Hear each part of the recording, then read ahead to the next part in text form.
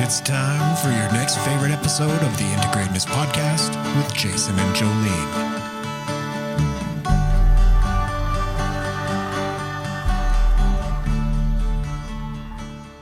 Welcome back to your next favorite episode? No. Welcome to your next favorite episode of the Integratedness Podcast with Jason and Jolene. My brain was incorporating the beginning and the end together. I think it's because you're not really genuine. I think you're just trying to persuade people into thinking it's their favorite episode, and you haven't really given them a chance to choose for themselves, Jason. Do I have to give them a chance to choose for themselves? People don't make choices very well, Jolene, unless you point them in the right direction. Right, okay, because people suck. They suck. Look what they did in the States.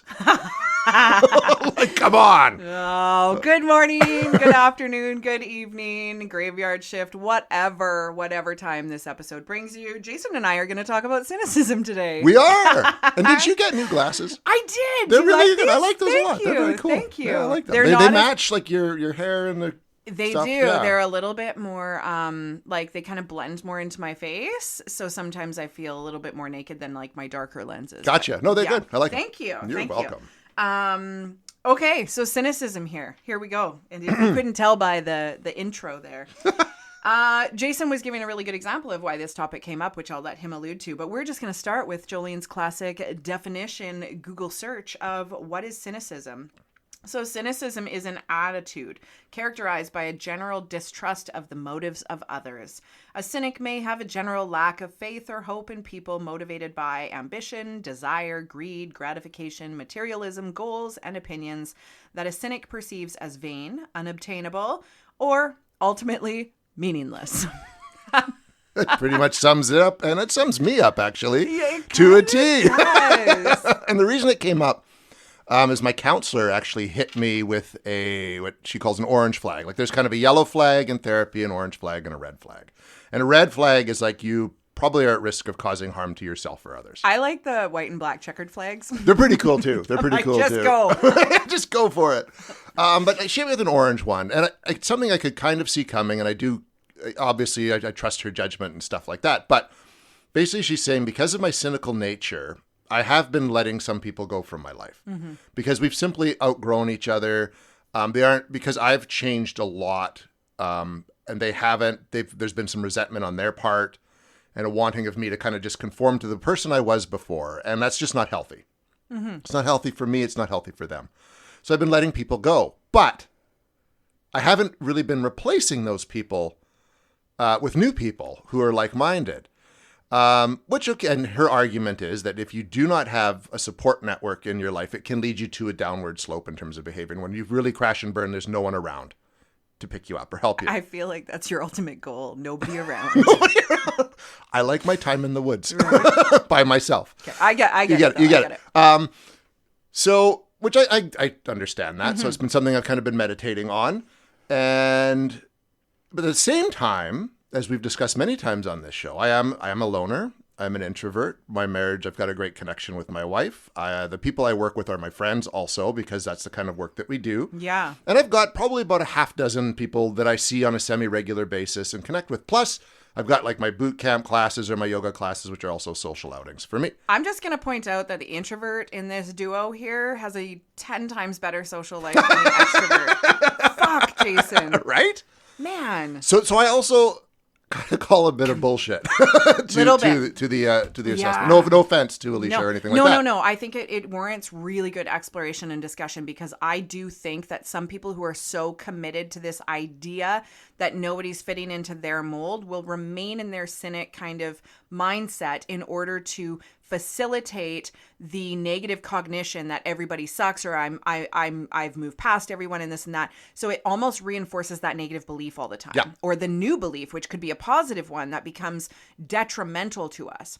I get where she's going there, and I think that applies to a lot of people, because I can think of a handful of clients I would have had that conversation with.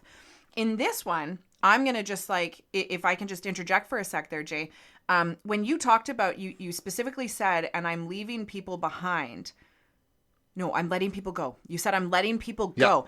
And I envision this as a bit of a highway for you. And I was like, you're not letting them go. They didn't merge off of this highway and go in a different direction. They stayed. you moved on. Yeah. So even the statement of I'm letting them go is different than I've moved beyond. Yeah, I know you that's a heard good you one. say you outgrew it. So I envisioned you literally merging off of this highway to connect with a different directive highway, right? yeah. The alignment highway, I call it, right? In that, you won't always get to the next destination right away. There is this solo time before you hit the next city or something. That's where you are. And during that solo time, you're actually going through your car to be like, what do I already have that I can re-inventory or reuse? You can revamp. This is a goal this year for you, is like for you and Jess to reignite things for yourselves in new ways now that Griffin's older and you've got more time and space. She has done some work. You've done some work. You guys are meeting in the middle again, right? Yeah. Well, for the most part. Yeah, right? So looking at that and again, like the friends and the people you already have, right? We don't want to prematurely add people to our lives until we're closer to the destinations we're going, because there's a lot of time and energy in this travel part for us.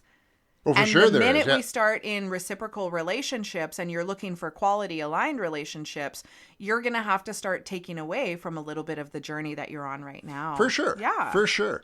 And, there's other people that I've kind of crossed paths with that I think, they could be pretty good friends, maybe, down the road. But you have to see it. Like you say, it takes time and it takes effort and there's stuff, there's life and stuff. I think cynicism protects us in some of these areas where you go, I'm going to be really selective now. Yeah. If I wasn't a cynic here, then I would probably just be embracing anyone who skipped along my path or, that really enjoyed the same yoga class as me. Like, oh, we're so aligned, because sometimes that happens. Well, then it does. And especially when we're younger, when you're just, like say your kid's age and you're making new friends, you have something in common. God. So boom, that person's like your new best friend Instant for life. codependency. That is just a natural, like, besties, right? And I always talk about besties as being like the worst form of codependent relationship as we become adults, right? Sure can be. Yeah, for sure. Like, So with that, have a look at where cynicism serves you and then where it is a detriment. Where does it serve you in this realm?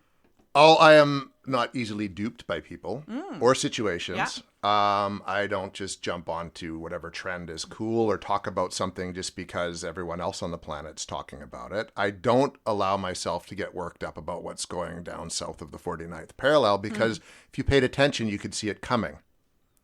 And now they got to deal with it. It's not my problem. And I can't do anything about it anyways. So what's the point in getting all worked up? But I do, like, say, here's a prime example. At boot camp, there's a group of people there that are always tanned, always sculpted. Their phones are never out of their hands. They're there to talk to each other. And at the end of every class, they do selfies and pose in front of the mirror and do bicep curls and all this stuff. Doing that. And I'm just like, and I almost laughed out loud one time because they're all in front of the mirror doing that and taking their picture. And I was just, I had to rush out of the room because I was going to start laughing because what a bunch of fucking fake pussies. You know what I mean? And then as soon as it got cold, they stopped showing up. But am I surprised by this? No, because I see that everywhere. Maybe where my cynicism does become a detriment is that I don't believe those people will change. There. I think they're fucked for life. You know what I mean? So your core belief that keeps that cynicism locked in a pretty significant place. Where does that root from? Who in your life did you hope would change that didn't? Oh, Jesus. I would say like the woman who raised me. I was going to say. It's a big one like that. And just like certain friends that I have had to move on from because they are the exact same they are at 52 that they were at 12. So that is going to be, this is something, if you were in my office, and I'm sure you and Alicia will get there after you've had these moments here now. But that would be the negative cognition I'd work on, right? Why am I so committed to the belief and the facts and the evidence, collecting that people can't change when I'm so open and accepting of my own change journey, showing that people can? So I would peel apart, what is it about the ones that didn't change and who highlights that path along your way? You know who they are. And what are the key elements of what suggests there is potential for change and movement of change? And how do I find more people like that? Yeah. Oh, for sure, right? Because there are people out there, obviously, right? Yeah. And that's something that she even said to me. Is like, well, you were able to, because I was very much like that, and I've sort of moved on. So if you can't other people? And I said, well, yeah, I just haven't seen evidence of that. Because it's a timing thing. Right. Everyone has it at a different time in their life, and we don't know when that is. So I had a young gal in my office who had a bestie, and they had this falling out, and Now her bestie is overseas traveling. They're like in their like early 20s, late teens, I think, right? So she's all, traveling and this and that. They are friends on social media, but they did have this bestie falling out. And we really talked about how that needed to happen, because if this friend really did need to go and explore the world and get away from, the unhappiness of her home life and things like that, if she had a codependent bestie at home, she would have never fully let herself spread her wings and make connections over there. They almost had to push each other apart. And then the friend left home really needed to start working on, she had already personally developed quite a bit on her own. So this, she had already done a lot of that this friend needed to do, but probably had to do it outside of her home and the codependent relationship she had here. So there was this really beautiful conversation of both of them are changing, but they couldn't change together because their connection would have prevented that from happening. And I always tell people that, whether it's in romantic relationships, work projects or whatever, you can just really commit to your own personal journey. And if you end up meeting up with that other person later down the road, then you both get a better version of yourselves, but you have to be open to not meeting up with them again or meeting up with them again and having an enhanced relationship. Yeah, you got to be either, you got to look at it that no matter what happens, you're both okay. Yeah, you have to be willing to say goodbye to it. Yeah, you have to be willing to say goodbye. And people generally don't want to. Yeah. Right? They don't want to let go. They don't want to change their connections or anything like that. It honestly reminds me of, an old high school friend of mine, and he left not the brightest bulb in the pack. He left his boat tied to the buoy too closely. It was too closely tied, and there was a huge storm, and it sank. Of course it would. It sank. The boat sank. Of course it would sink. When we hold on too tight to something. I like that. It really makes me, and they had to get divers, and like this old boat was like hilarious too. So anyways, it really reminds me of that analogy right there. Yeah. That's a good one. Okay. So cynicism, what are the areas of our lives where we may find ourselves being more of a cynic, or what are topics and areas, like who are primary people and experiences in your life where you've found yourself being more cynical? Well, I would say, look at my whole journalism experience as a crime reporter for 10 years. Everyone in the newsroom's cynical. Yeah. Because of the work that we do. Yeah. And didn't just do that. Okay, yeah. And what I saw in those 10 years really affects. And I think the thing that for me that sticks is not just seeing the tit bodies and the ruined lives and all this kind of stuff. It's that my editor would always say, people are listening. They are paying attention, but you can't see that. There's no one coming up and saying, thanks for writing that story about the accident on the highway because it's convinced me to drive slower. So you're putting all this out there and you're not seeing any return on it in a sense. And that just sort of leads to your cynicism, because you can ask yourself, well, why am I doing this? It's pointless. No one's learning. No one's changing. Every Labor Day weekend, someone gets killed at Hoffman's Bluff in an accident, but I've written stories for the last 8 years about people getting killed. There isn't anybody learning anything. And that's where that can really come from. And I think that's where I was a very naive human being. And then I did that job for 10 years. And it was like a complete flip. I know Jordan Peterson has a really good thing where cynicism's better than naivety, but it can't outweigh that childhood hope. So it's learning how to, and that's something that I agreed with Alicia that I need to find, is that sort of that hope, get that hope back. Yeah. And I would agree with that. I have less opportunities or need to be cynical in my life because as a social worker, one of our core beliefs and values that we essentially have to carry professionally and personally is the belief that everybody has the intrinsic ability to change. And, again, if we're going to be working in forensics with sex offenders and various different individuals and life experiences and all of these things, we truly have to believe that people are capable of change if we are going to be continually showing up at our jobs and doing what we're going to do, right? And change can come in whatever potential way and anywhere along the spectrum from minimal change to maximum change kind of thing. But essentially, that's a core belief. I also get to see the inner world of what's happening. So many people only get to see the outside impact, the actions, but they don't understand what's underneath it. And I think when we can see what's underneath it, we understand that behavior so much differently. So I feel like I have a bit of an advantage to some insider notes there and blueprints that stop me from being as cynical. And I do see patterns where if you have continual evidence, I call it evidence because that's what we do. We open a file in our life that says people are unreliable or people don't change. And then every experience we have that reinforces that gets filed into this thing, right? And that's really what EMDR tidies up, is that file. Yeah. So I look at it as evidence. How many pieces of evidence have you collected over the years? And how we collect that evidence also depends on what we're looking for.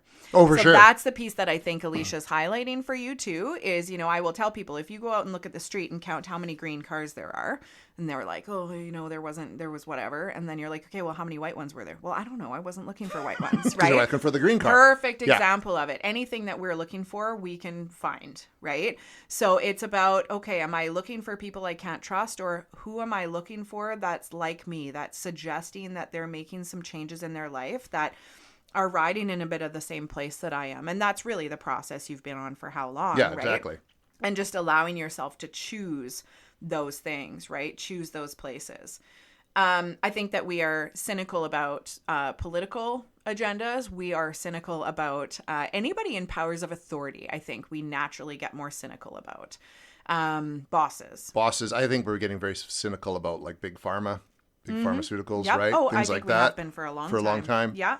I'm trying to think what else, and actually I think that we have grown into such an individualistic culture that anyone who attempts to take a more collective approach to helping thy neighbor, or being kind, or paying it forward, or just leading with a compliment or positivity, we're like, what do you want? I think that's very true. Actually, it's gotten a lot worse. It is not common. People are often like, given the goods before they ask for the damage, and I think that's created through whatever it be, right? I think individualistic culture.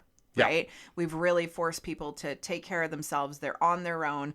The only way to the top is through their own devices, and we don't help each other get higher, right? Well, and the way social media and the internet's been designed too, with that algorithm, is everything is catered towards. Guys, I just touched the computer and it made a noise. noise. I'm like, oh God, I'm sorry.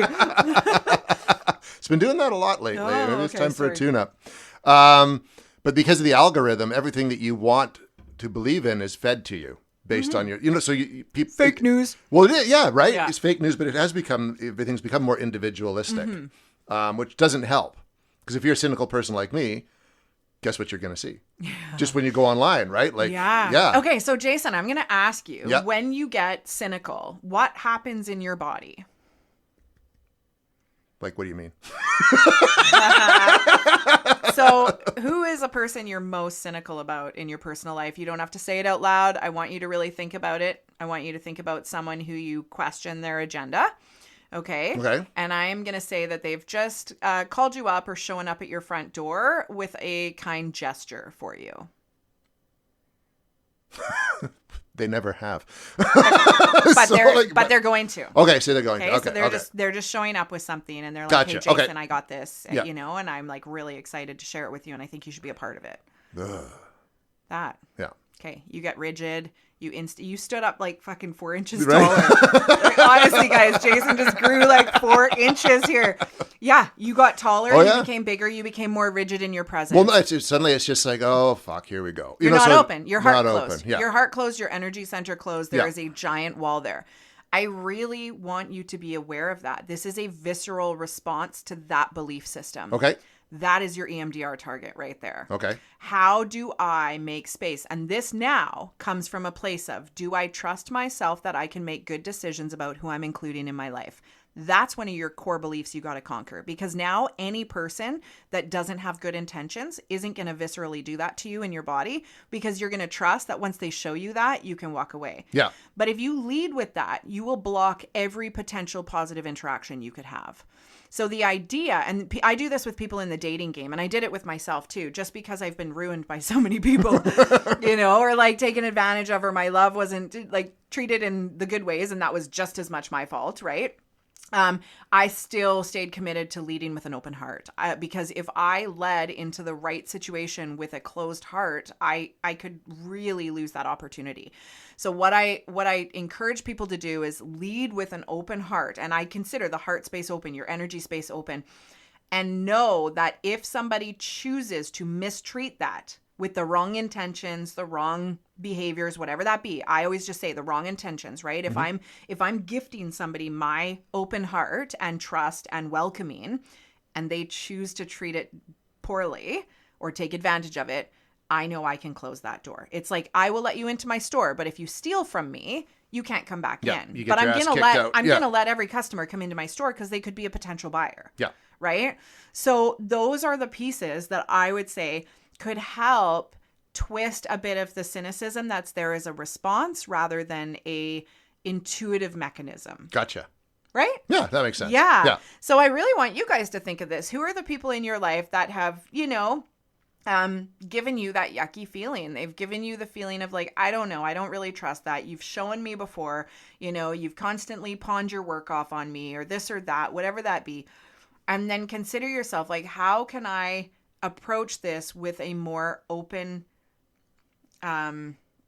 sense of You're acceptance? going to give someone a chance before you just tell them to F off, basically. There's many people that we don't give a chance to. Yeah. But I would pay attention to that response and be like, why am I getting this response with someone I just met? Yeah. And really sit with that and allow yourself to try a different approach until they show otherwise. Yeah. And this is where like we start building trust in relationships, and it's mostly the trust in the relationship with ourselves to choose wisely. We can trust that we will do the right thing if a shitty person presents. Yeah. And the longer we held on to shitty relationships and connections, the lower our confidence was in that, right? Yeah, for sure. So that's what you're building back. I'm cutting people out, and then now I know if somebody like that comes into my life, I'm not letting it go on for 15 years. Like, I will let that move on, and it's not stuck with me for 15 years. Yeah. Yeah, because people will, I don't know, we've both seen it, will sit in relationships or positions way longer than they should have because they just don't know how to get out, or they just... Totally. They feel like they're trapped, or they just, I'm just going to give them another chance. And there's some scenarios that we will. The job that's not aligned with us, but we have to do for the paycheck for a couple years, or, the person, maybe the roommate that we're with for the semester because whatever, right? Yeah. So recognizing it's like this commitment to self around some of those things. Yeah. Interesting stuff. Where do you think, if we could zoom way earlier into life, in childhood, like what was the earliest you started becoming cynical? Well, I've been cynical my whole life. Mm-hmm. Like I really have. And Well, I think it's partly, I mean, you could track it back to the primal wound of being put up for adoption. Yeah. That just, because I've always had that dark side to my personality, and cynical nature. I think because of that, the fear of abandonment that comes along with that's just naturally in your DNA at that point. Mm-hmm. Wanting to be liked and accepted, I would put myself in situations where I probably shouldn't have, just for wanting to be liked and accepted and feel like I belong. Yeah. And then that's where I think some long-term friendships came from that probably shouldn't have been there for as long as they have been. And then same with going into like romantic relationships that were just probably the wrong choice from the get-go, and knowing it, but because you so want that love and attention and affection, you stuck with it longer than you should have. So that just, each one compounds and builds on that feeling of cynicism, right? Yeah. And again, when we look at that larger life course path, like every decision we make is the right decision at that time, even if it doesn't have a positive outcome in our opinion, right? Because you learn in the end from it always, right? And I think that's the big thing, is eventually I started figuring it out and learning. So they all led you to the places you're at. Like I am a big believer in that, because if that didn't happen with one person there, it was going to happen with someone else somewhere else, because it was about accomplishing the task of learning those things in order to get to where you are. Yeah. So I want everyone to think about that visceral response of their cynicism. What happens when you are, in disbelief or not really believing the intentions of another? Are you overly trusting of the intentions of others and have been burned? Are you on the opposite end? Like Jason, do you feel like you're in between somewhere? Where does cynicism fit into your life? And maybe for many of you, you've never truly thought about it this way, right? It's funny because I rarely use the word cynicism. Even looking at it, it just looks so foreign to me, because I talk more about the concepts and dynamics than I do about that word. Mm-hmm. Yeah, it's really interesting. And I guess I'm going to ask you right now, Jason, is cynicism, from an initial response. Okay.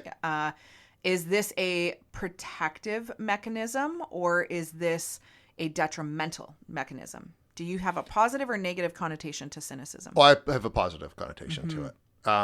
Because I think it's preferable to naivety. Yeah. Right? Because it can protect you. And it has, I know in many ways it has helped me get through some hard times as well. But it's like anything, it shouldn't be the norm. That's really funny because as a word, it's very negatively loaded for me. Yeah, and some people it is. I think a lot of people it is, right? But I kind of, I don't know. I think even like if I think of the characters that I've like enjoyed following in fictional stories, they're cynical, Dirty Harry. Okay. Indiana Jones. Although he does things for the right reasons and for hope, he's just got a cynical nature to him, right? Batman. It's kind of an obvious one.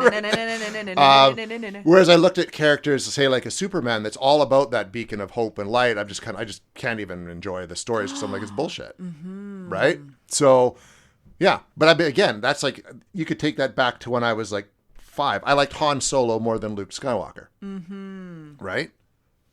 Yeah. Interesting. I want the rest of you to reflect on that. Which characters you were most likely drawn to and what attributes they typically leaned towards, right? And is cynicism a positive or negatively loaded word for you and concept? Yeah, it's definitely negative for me. And I think that goes to my intrinsic like belief that like I do believe people are capable of change. I actually acknowledge all the time it may or may not be in this lifetime. Right? And that's the thing. And, you know, it's just like blaming somebody for not hitting puberty at the same time as you. Like that, we don't have control over some of those things. You know? No, and I think that's part of the learning curve if you are cynical. I mean, because I think there's a little, like I said, a little bit, shouldn't be totally not cynical, but like understand that you do you and let them do them. Yeah, and I think it's also a patience thing too, right? Like I genuinely get excited for people to reach that turning point for themselves because I'm like, man, I remember when I was unable to, like, I couldn't unsee what I saw finally, right? And I remember how life-changing moments became after that for me in terms of how I led into the world. Some people call it waking up, whatever it be. It's a accumulation of a bunch of things.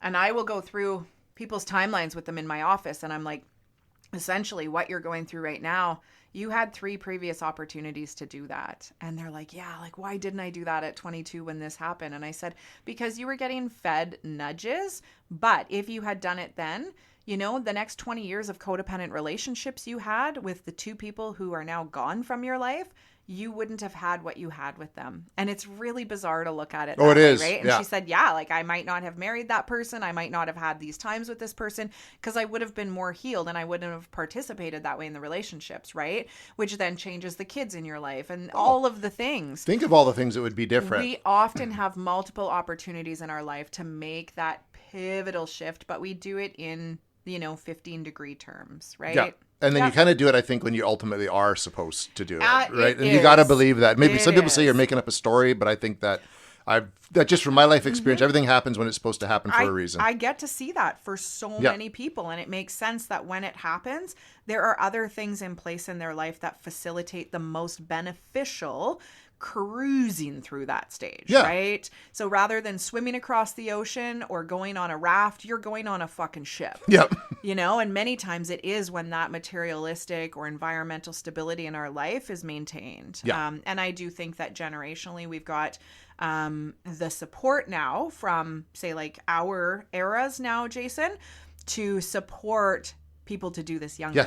Yes, I think so too. Yeah. Like I know my kid's way more alert and aware than I was. Right? Oh my God, I have 21-year-olds going through the same thing a 65-year-old is doing. Yeah. Because now both are given that specific tool. Yeah. Right? Which is great. Yeah. So I also think that's like, if we were to zoom out, that's what we're looking at. And how in 20 years that might change cynicism, because these generations have witnessed it. Mm-hmm. They witnessed their parents change their lives. Like I talk with so many young adults who reflect on their parents' divorces and how different their mom is, or, this or that, all of these pieces, right? They're seeing the change that you never saw in your mom, right? Yeah, which is interesting. Yeah, so maybe cynicism is going to evolve and there will be less prevalence of it because we will have more evidence of people being more genuine. But there'll still be the Trumps, Jolene. Oh my God, we're There not will still we're be not the doing it. Trumps. We're not going there, guys. We're not going there. And on that cynical note, we shall bring to a close this favorite episode of the Into Greatness podcast with Jason and Jolene. Till next week, I'm Jason. And I'm Jolene. Talk to you soon.